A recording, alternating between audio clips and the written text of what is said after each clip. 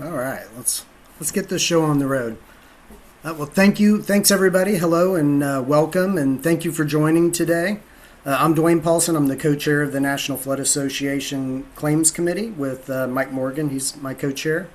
We also have Robert Bonka, who is the VP of Claims Operations with Colonial Claims, and we have Aaron Truitt on as well with Solstice Innovations. I'd like to just start by thanking the Claims Committee for the NFA that helped put this presentation together. This is the first in a multi-part series.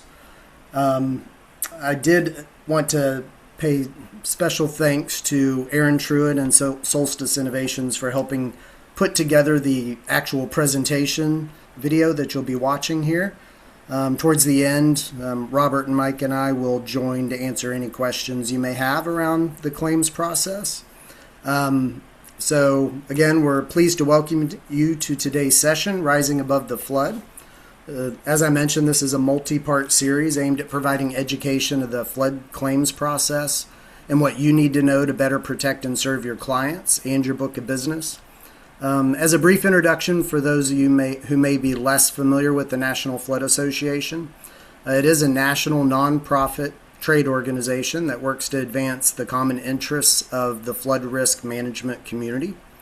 Our membership is comprised of a diverse group of flood stakeholders representing insurance, lending, flood, mapping and data, claims, and other segments of the market with a vested interest in flood-related topics.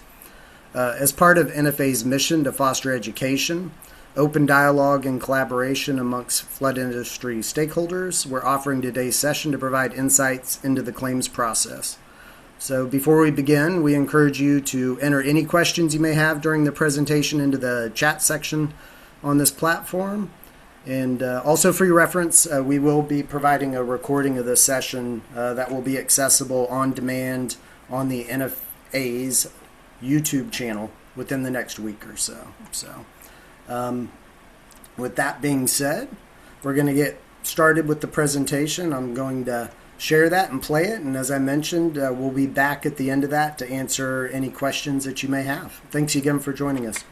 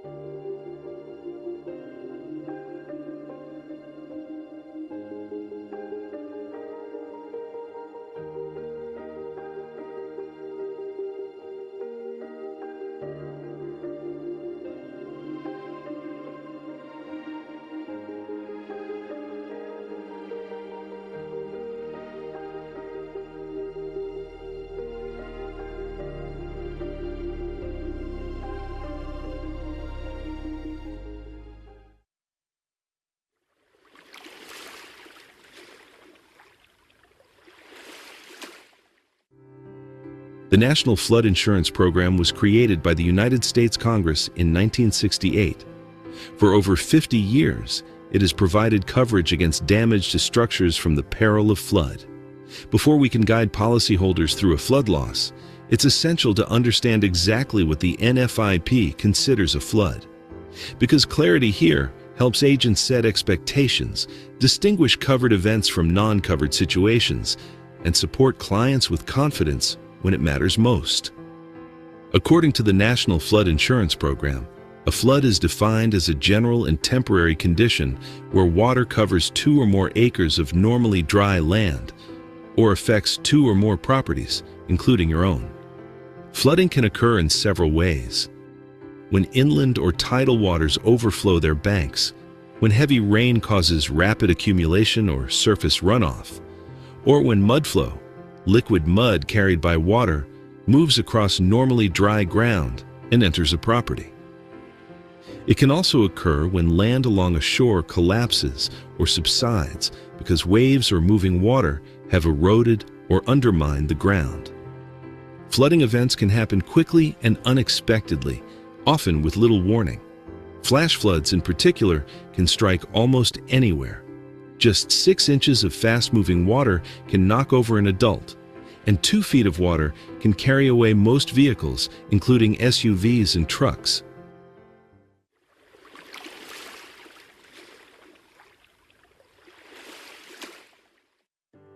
Not every instance of rising water meets the NFIP definition of a flood, and it's important for agents to help policyholders understand where the line is drawn. Water seepage through a foundation, for example, is not considered a flood.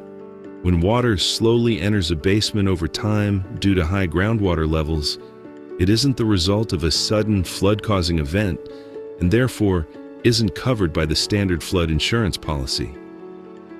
Wind-driven rain is another common source of confusion. When rain is pushed indoors by wind during a storm, it is classified as wind damage, not flood damage, and falls outside the scope of flood coverage. A distinction explained in FEMA's guidance on separating wind and water losses. Be sure to read through the fact sheet provided with this presentation to familiarize yourself with how wind damage is identified separately from flood damage. Plumbing issues also do not qualify. A toilet that overflows for reasons unrelated to flooding or other localized water damage inside a home does not meet the NFIP requirement. However, some situations fall into a gray area. Property might be covered if a flood pushes water back into the structure through sewer or sump pump pipes. Without flooding as the cause of the backup, the standard flood insurance policy would not cover the damage.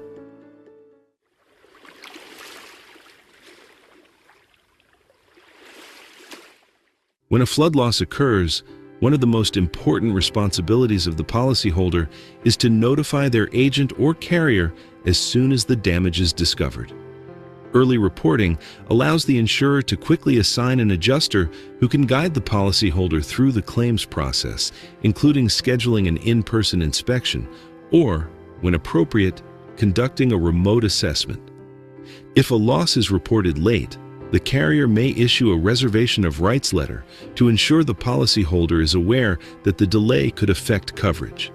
This letter helps establish that the insurer must still verify whether the late notice hindered their ability to investigate the loss. Reservation of rights letters may also be issued when ownership discrepancies appear or when a rating issue has the potential to limit coverage. In some situations, the adjuster may request that the policyholder sign a non-waiver agreement, which documents the reason for the delayed report while allowing the investigation and inspection to proceed. Agents play a crucial role in supporting their clients both before and after a flood event. Before a loss, agents can help by reminding policyholders how to report a claim, encouraging them to use the consumer portal, sharing FEMA resources, and verifying that contact information and mortgage details are up to date. After a loss, reaching out to affected policyholders, assisting with reporting, and offering calm, empathetic guidance can make a meaningful difference during a stressful time. Every interaction is an opportunity to build trust and help policyholders navigate the first steps of the claims process confidently.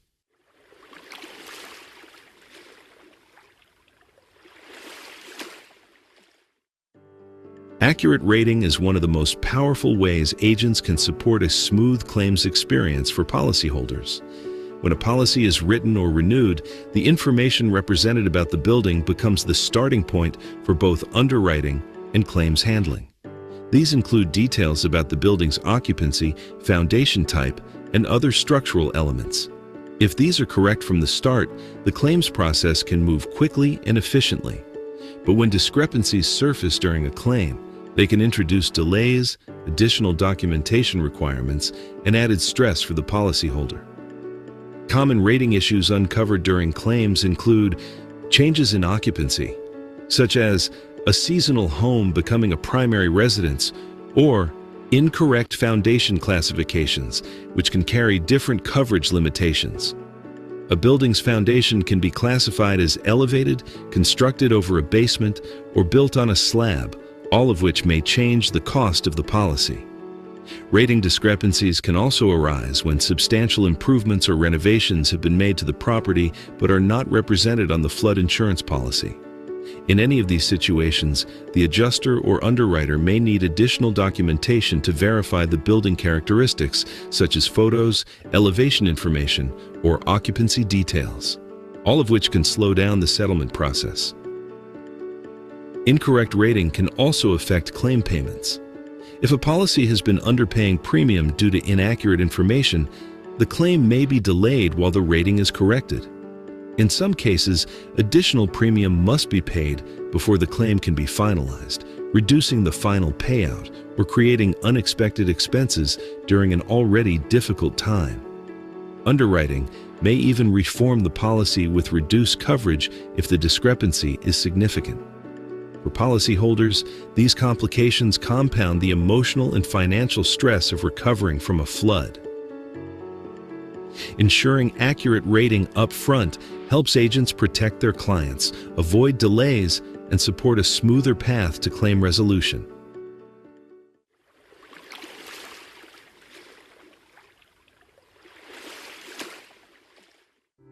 Keeping a policy up to date is one of the simplest and most effective ways to prevent delays during the claims process, as we will see in the following example. When a major storm hit, Maria filed her flood claim right away. But after the adjuster reviewed her file, something didn't match. Her policy still listed her old mortgage company, even though she had refinanced with a new lender. What should have been a straightforward claim turned into a week of phone calls and paperwork as the insurer worked to confirm who actually held an insurable interest in the property. Life changes, such as refinancing a home, updating a name after marriage or divorce, or even switching phone numbers or email addresses, can create confusion if the policyholder's information hasn't been updated. For agents, helping policyholders stay current is a simple but meaningful service.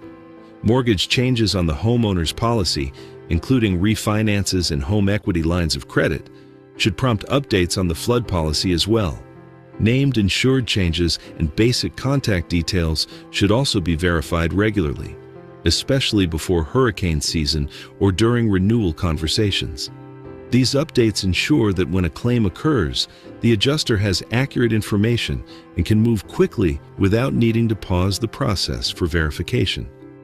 In our example, if Maria's agent had updated her lender information when the refinance occurred, her claim would have progressed smoothly, allowing her to focus on recovery instead of paperwork.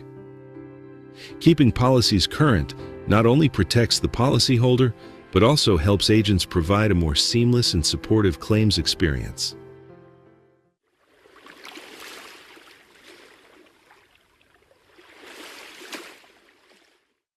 Beyond providing prompt notice of loss, policyholders play an important role in documenting their damage and supporting the claims process. One of the most valuable steps they can take is to thoroughly document their property before, during, and after a flood. Photos or videos taken before an event help establish the materials, finishes, and personal belongings that were present prior to the loss. When significant damage occurs, this before documentation becomes essential proof of what was damaged and its condition. Capturing images during a flood can also be extremely helpful. Not all flood events leave behind a clear debris line, and wave action can push water higher than the eventual watermark. By photographing the rising water in real time, the policyholder provides crucial evidence of the extent of the flooding. After the water recedes, continued documentation is equally important. Sometimes contractors begin cleanup quickly, removing debris and damaged contents before the adjuster arrives. Without photos showing what was damaged by floodwaters, the adjuster may have difficulty determining what was present and directly damaged. For both building and personal property items, photos, lists, and receipts help support the claim and demonstrate direct damage caused by the flood. Documentation should continue even as repairs begin. Photos taken during the restoration process can be useful if the property experiences a future flood, helping distinguish previous repairs from new damage. Policyholders should also save receipts, invoices, contractor estimates, and mitigation bills in a secure location, preferably backed up digitally. After a flood, policyholders should separate damage from undamaged property, remove wet and non-salvageable materials to prevent mold, and keep small samples of items like carpet or flooring to show the adjuster. While health hazard debris can be discarded, it should be photographed first and included in the personal property list. Policyholders must also allow adjusters reasonable access to inspect the property, and if needed, to conduct a re-inspection. These duties are required under the standard flood insurance policy, and failure to meet them may jeopardize the claim. By documenting thoroughly and keeping good records, policyholders help ensure that their claim can be evaluated accurately and fairly.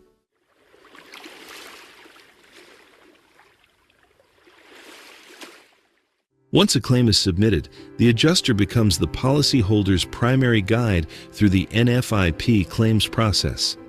Adjusters typically reach out within 48 hours of assignment to introduce themselves and schedule an inspection, setting expectations and helping the policyholder understand what comes next. They usually provide key documents such as their contact information, a flood questionnaire, the NFIP claims handbook, and the increased cost of compliance brochure. Depending on the circumstances of the loss, they may also help the policyholder request an advance payment based on the damage observed and the documentation available. It's important for policyholders and agents to remember that adjusters do not have the authority to approve or deny coverage. Their job is to evaluate the loss, gather evidence, and prepare an estimate based on NFIP guidelines. The final coverage decision is made by the WYO carrier or the NFIP itself. If the property has flooded before, the adjuster is required to verify that previous damage was repaired or replaced, which may involve collecting receipts, photographs, and paid invoices. This step ensures that the claim reflects only new, flood-related damage. After the inspection, the adjuster submits their findings to the insurer, providing a detailed report that forms the basis for claim review. Policyholders should be cautious of scams. Legitimate NFIP adjusters will never request payment, collect deductibles, or charge a fee for their services. They will, however, be able to show their official flood control number card, also called a FCN card, which includes their identification and confirms their active status for the current storm year. A clear understanding of the adjuster's role helps agents prepare policyholders for what to expect and reinforces confidence in the process from the very first interaction.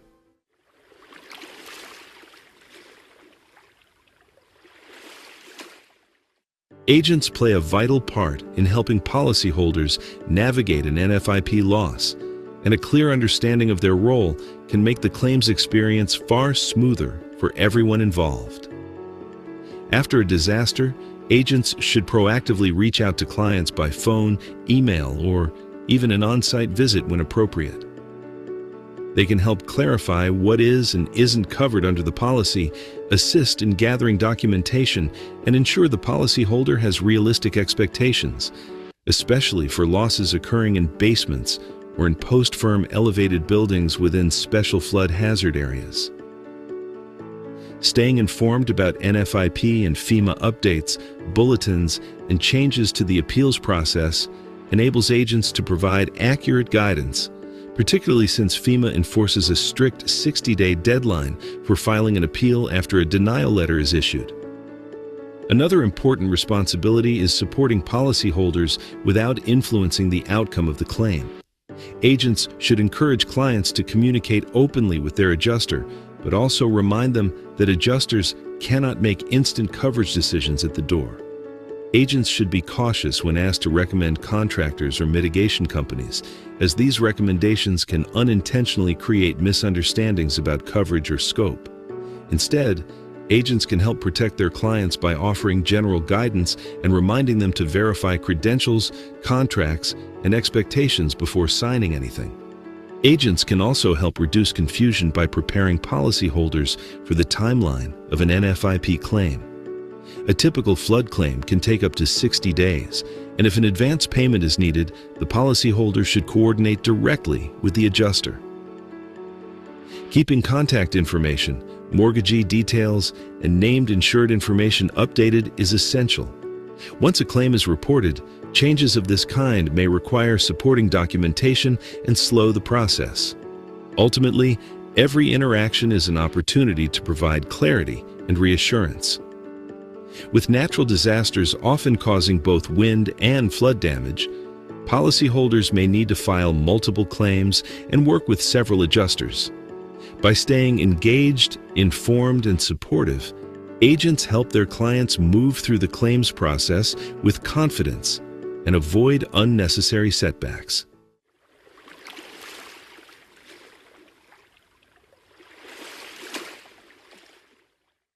This concludes our introductory webinar on flood claims, the first episode in the Rising Above the Flood series. Throughout this session, we explored what the NFIP considers a flood, clarified common misconceptions about what is and isn't covered, and walked through the essential responsibilities of policyholders, adjusters, and agents. The goal of this presentation is simple: to equip insurance professionals with the clarity and confidence needed to guide policyholders through one of the most stressful moments they may ever face.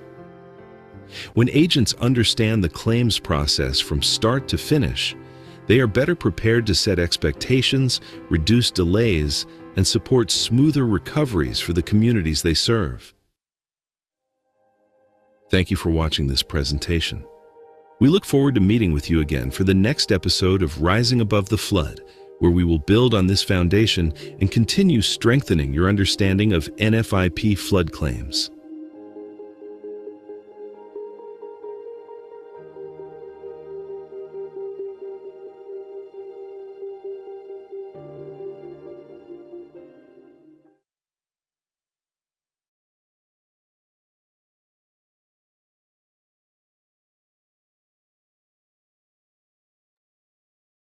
Safe, pilot. I can save when I... Thank you all very much for joining us. I think we're going to open it up for questions. If you have any, feel free to drop them in the chat here.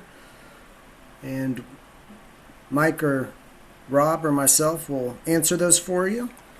Also, just wanted to kind of put out there that, as it was mentioned in the video, this will be a series, so we're going to start to take a deeper dive into the future. We're going to try to make these monthly or so to try to get into a deeper dive on very specific topics. Be looking for the next one coming up in late January, and we're going to cover what's covered and what's not covered. Do a deeper dive into things like elevated building enclosures and basements. So that'll be very informational for you to be able to pass along to clients and answer questions that they may have. So, you seen any questions there yet? Not yet.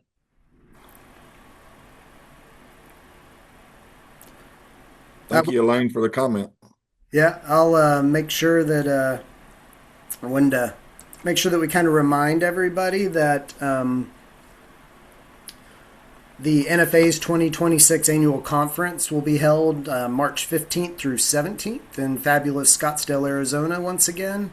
Come on down. I'm sure most of us will be tired of the winter months by then, so come down and warm up. For more information about that event and to register, you can navigate to our NFA website where you'll find that information.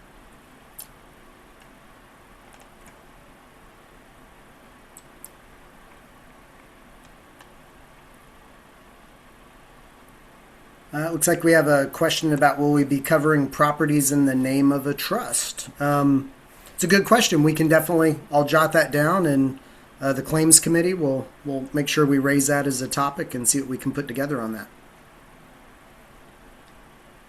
That's a great discussion, Jody.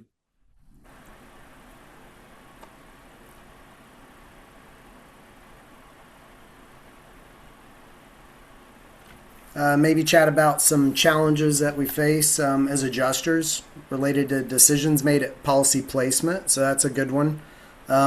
We can kind of talk a little bit about that now.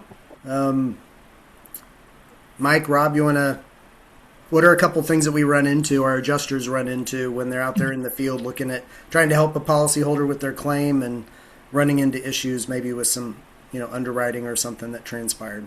Well, contact information will be the first thing I'd bring up because, in an event like this, perhaps they've changed their phone number or updated their email address. If they could give that to us when the claim is filed, that always helps us be able to expedite communication and set up an inspection with them. So I'd say that's the number one we see. Great point. Mike? Underwriting issues that should have been addressed in the placement of the policy. It seemed like this last storm, we've seen more underwriting issues which hold up claim payment than ever before.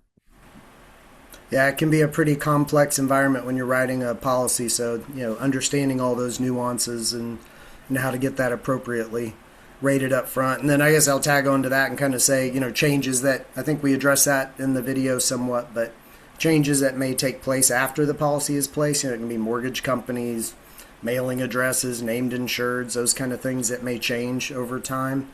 To make sure that you're staying in contact with your clients and updating that type of information goes a long way to help prevent issues for that policyholder when they do have a claim, if they do unfortunately have a claim. So lots of times those issues need to be resolved. Additional premium, lots of times those claim payments can be held up while that process takes place. So obviously we all want to really be there to assist these policyholders and get them taken care of as soon as possible. So our goal here is to really to educate the agent a little bit more on the claims process. I know a lot of times you guys don't even deal with the claims end of it. But the first phone call that's ever made is the insured calling you saying, I've had a loss. What do I do? Or secondly, my adjuster's not here. What do I do? Or third, I don't agree with what the adjuster's doing. And we're trying to help you guys answer those questions as well. As Dwayne said, the next webinar will be a lot more detailed and get down in the weeds a lot more. But our primary goal here is to educate and help you guys more in the way the claims are processed and what's needed and how to make your insureds a lot more comfortable with the process. It's not a homeowner's claim. It does take a little longer. I had a good question here from Brian. How common is inaccurate underwriting? Has the elimination of the requirement of the EC impacted that? Anybody want to chime in? I'm sure we'd all have pretty much the same answer there. Yeah, it's very common.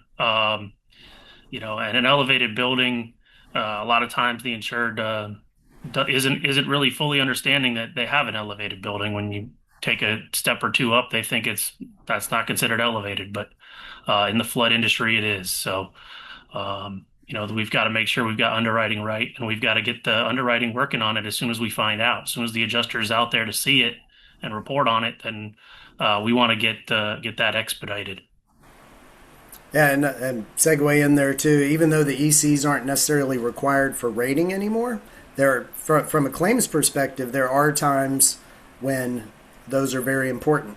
So that gets a little interesting when one doesn't exist. And just a quick example there is like elevators, depending on when they were installed.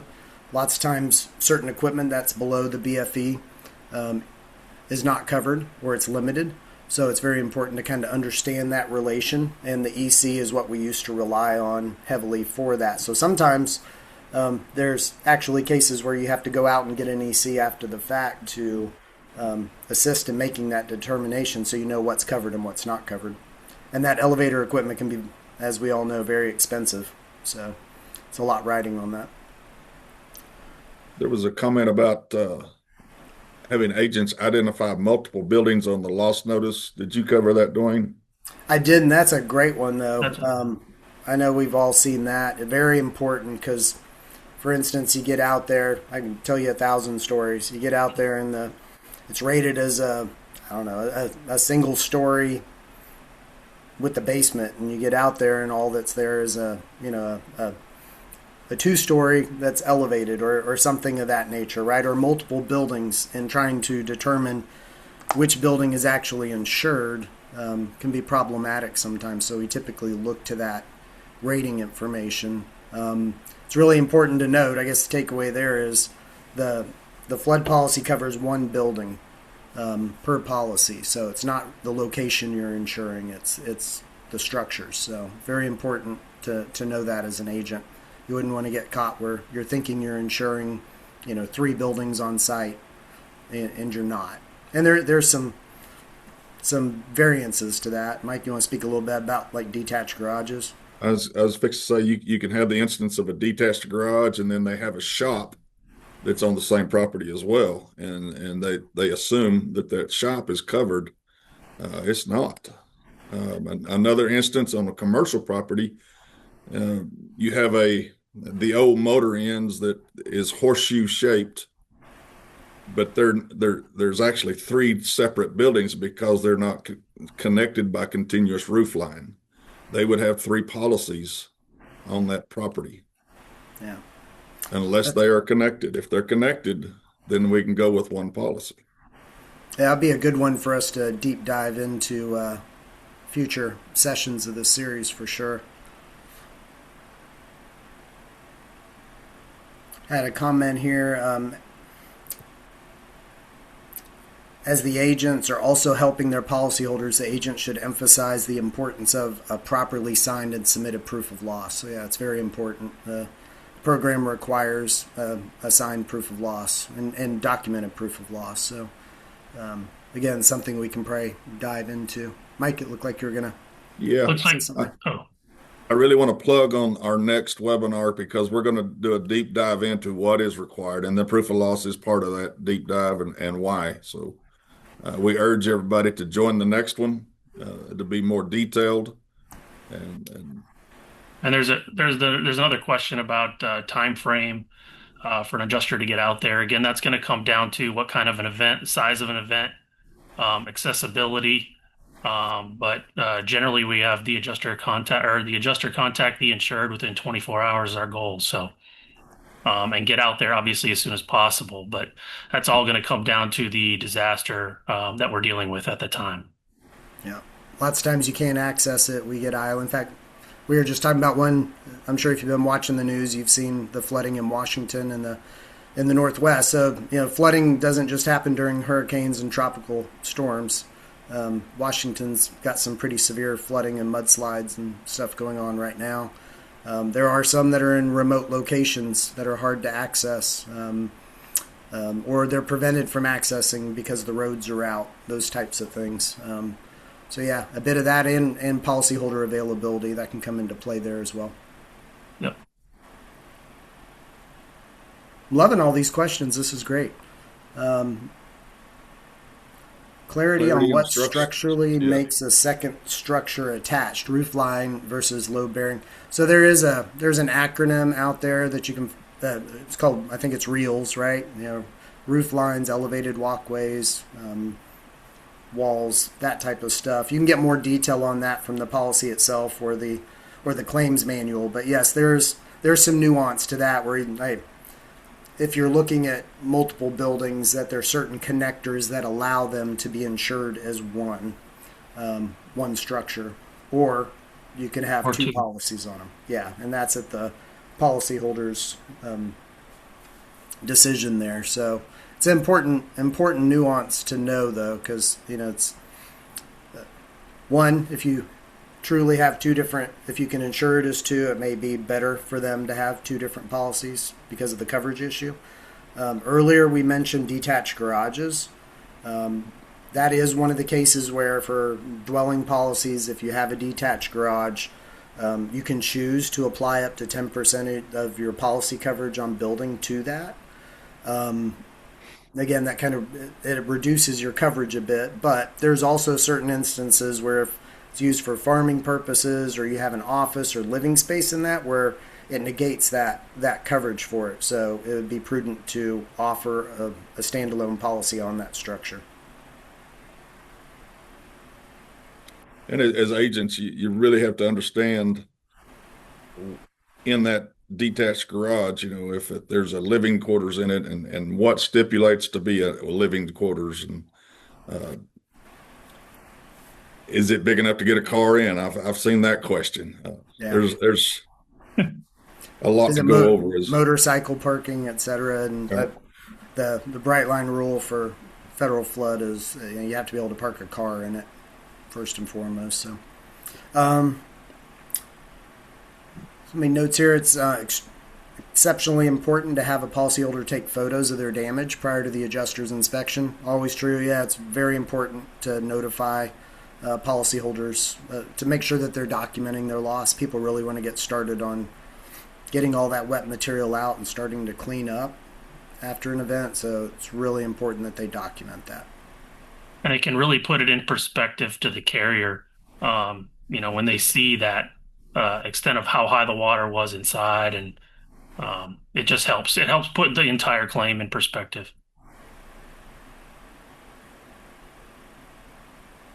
Yeah, Brian Jones notes that he agrees with what constitutes structurally connected would be a great topic. So that'd be one we can definitely hit on. That's a good, what's covered, what's not covered, and when it's covered and when it's not covered topic for sure. That's great feedback. Thank you. Yeah. Dwayne, do we have an address that they can send some questions to that we can consider for the next topic as well? I'm sure after everybody hangs up here, they're going to go, man, I wished I'd asked this question. See if I could trip them. Yeah, that's a great thing. I know we've been talking. I don't think we have actual NFA addresses yet. Or there's something in Q&A too. Let's take a look at that. If somebody would look to see what that is.